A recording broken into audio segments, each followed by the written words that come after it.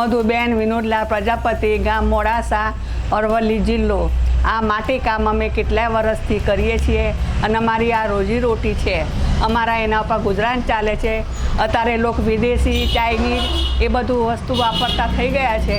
ના, જે અમારો સ્વદેશી માલ છે એનું વેચાણ ઓછું થાય છે, એનું વધારે વેચાણ થાય એવી અમે અપેક્ષા રાખીએ છીએ.